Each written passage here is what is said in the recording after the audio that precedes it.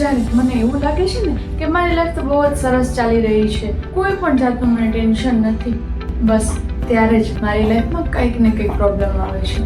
જેવું કે personal problem, ફેમિલીને લઈને પ્રોબ્લેમ, રિલેશનશિપને લઈને પ્રોબ્લેમ, સોશિયલી કે ઇકોનોમિકલી પ્રોબ્લેમ, કે પછી ધંધાને લગતી પ્રોબ્લેમ હોય. શું તમારી સાથે પણ આવું થાય છે? જો સાંભળો, સુખ અને દુઃખ, શાંતિ અશાંતિ, સફળતા નિષ્ફળતા, આશા નિરાશા બધા જ ની જિંદગીમાં આવવાની છે.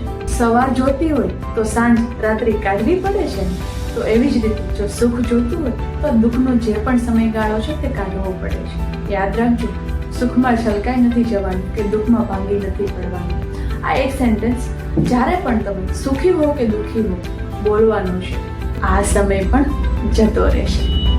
હસતા રહેજો, ખુશ રહેજો.